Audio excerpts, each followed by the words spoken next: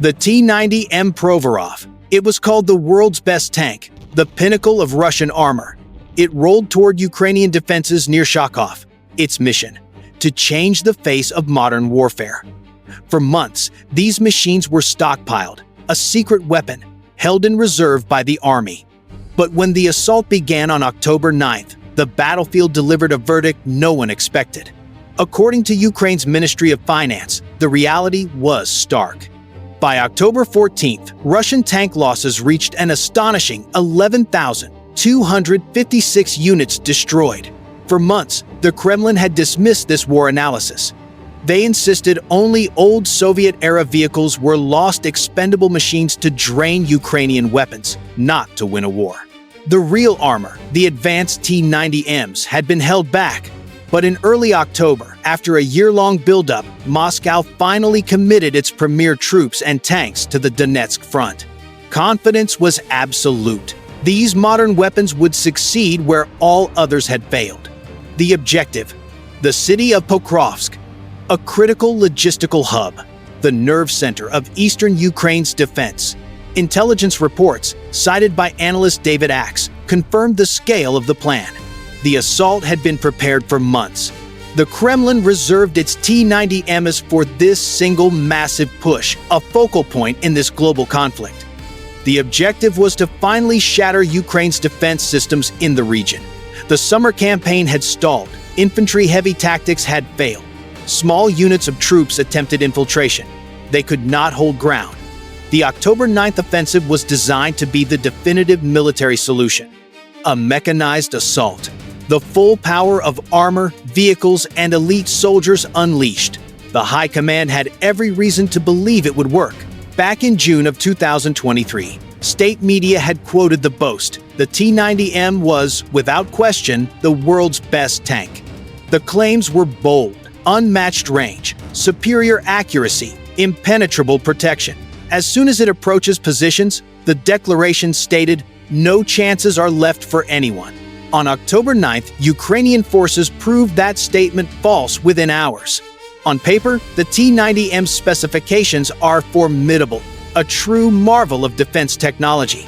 It is armed with a 125mm 2A46 M4 smoothbore gun, capable of firing standard shells and anti-tank guided missiles. Range extends beyond 13,000 feet and up to 16,400 feet with guided munitions. The armament includes a coaxial PKT, a 7.62mm machine gun to engage infantry, a top speed of 37 miles per hour, an operational range over 340 miles. The tank is agile for its size. It is sheathed in layers of defensive systems, centered on the Relic explosive reactive armor. This is designed to neutralize incoming projectiles before impact. A QNet kit is added to protect the hull and rear from rocket-propelled grenades. On paper, the T-90M appears invincible, but the battle near Pokrovsk proved that in real-world combat, theory means nothing. Russia's plan was straightforward: a large-scale assault centered on the village of Shakove, 12 miles north of Pokrovsk. The strategy was simple: seize Shakove, fortify it, and use it as a forward base for future military operations deep inside Ukrainian lines. For this task, Russia assembled a considerable force: 36 tanks, including multiple T-90Ms, supported by armored fighting vehicles, and 40 motorcycle troops. The operation depended on speed, coordination, and the shock effect of modern armor, a traditional Russian doctrine of mechanized warfare. But Ukraine was not caught unprepared. Shakove was defended by the 225th Assault Regiment, reinforced by units from the 1st Azov Corps. This was the same formation that had retaken villages in the region during the summer. They had prepared their defensive positions meticulously. The defenses were designed for one purpose: to counter an armored assault. The attack began in the early hours of October 9th, according to Azov's after-action report. The Russians advanced in waves. First, the motorcycle troops surged forward, a screen intended to draw fire and deplete Ukrainian ammunition. Then, the main columns of tanks and armored personnel carriers followed, carrying infantry to overrun the defenses. It was a tactic straight from the Soviet playbook, and the assault collapsed almost immediately. Ukrainian drones, artillery, and minefields shredded the advancing military formations in minutes. The forward motorcycle troops were annihilated, the armored columns behind them forced to a dead stop under withering fire. Ukrainian observers called in precision artillery strikes. Drone operators hunted vehicles from above. Within hours, at least 20 Russian vehicles were burning wrecks. Among them, 3 tanks. The rest of the force broke, retreating south toward the village of Volodymyrivka. There, they were hunted through the night by Ukrainian bomber drones. By morning, the area was clear of Russian troops. The losses, according to Azov Corps figures, were severe.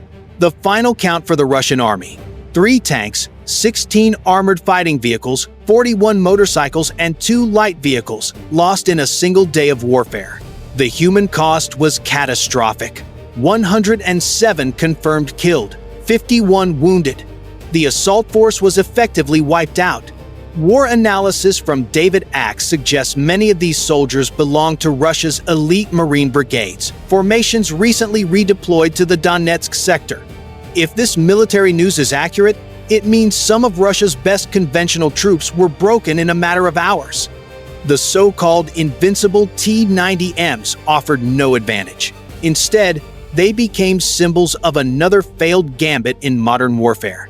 These were the modern weapons meant to be untouchable, now falling to mines, drones, and artillery. For months, these tanks had been held back, a strategic trump card. On October 9th, that card was played and lost instantly. Ukraine's defense wasn't just a tactical victory. It was a public execution of the T-90M's reputation. For all its advanced defense technology, it remains a product of an outdated design philosophy. The weaknesses are now laid bare. The T-90M first entered production in 1994. Its basic concept is over 30 years old despite its modern upgrades. Many structural flaws are carried over from the T-72, including its most critical vulnerability: ammunition storage. Like its predecessors, the T-90M stores rounds in a carousel directly beneath the crew. There is no blast partition separating the men from the munitions. A direct hit that cooks off the ammunition results in a catastrophic detonation, killing everyone inside. It is the infamous Jack-in-the-Box effect, seen repeatedly throughout this war. And the T-90M's other vulnerabilities have become fatally apparent under the pressures of this global conflict. Western analysts, including the Small Wars Journal, highlight that the tank was never tested in a conflict against modern, top attack weapons or loitering munitions until this war in Ukraine. The results of that test have been disastrous. Ukraine's arsenal, from Javelin missiles to FPV kamikaze drones, has exposed fatal weaknesses in its defense systems, with one issue becoming particularly notorious. Dubbed spinning turret syndrome by Forbes in May 2024, it occurs when a strike damages the turret ring, causing it to rotate uncontrollably. The main gun is rendered useless. Multiple confirmed battlefield incidents have proven this flaw. In January 2024, a T-90M was disabled by 2 M2 Bradley infantry vehicles, platforms that theoretically should not penetrate the tank's armor. The cause: turret failure. In December 2023, and again in May 2024, Ukrainian FPV drones struck T-90M. The impact triggered the same malfunction: the turret spinning erratically, the crews abandoning their vehicles. This military update points to a larger truth. The T-90M's design belongs to a different era. It was never built to survive on a battlefield saturated with smart munitions and autonomous drones. Its protective systems, like Shtora and Relict, were designed to counter older guided missile systems, not the precision of modern loitering threats. Publicly, however, Russia continues to market the T-90M as a triumph of engineering. In May 2025, Rostec's deputy CEO Vladimir Artyakov boasted that the T-90M, T-72B3M, and T-80BVM are the world's best serial-produced tanks.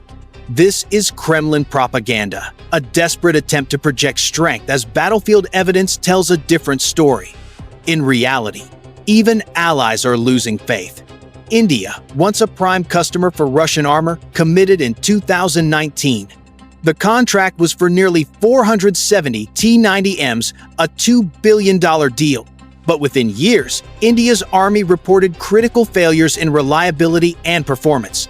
The humiliation came in 2020. At Russia's own international tank biathlon, India's T-90 failed repeatedly, leading to their disqualification.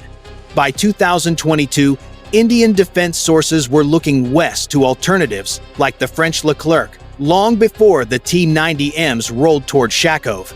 Their reputation was already in tatters. The events of October 9th merely confirmed what every war analysis had predicted. The tank's defense technology is obsolete. Its systems are flawed. Its performance in modern warfare is a failure. Yet, Moscow continues to build them. A military update from United 24 Media in June reported Russia built between 280 and 300 T-90Ms in 2024, a major increase from 2022. That year, only 60 to 70 were produced. But this surge cannot compensate for the staggering losses. Over 11,000 tanks gone.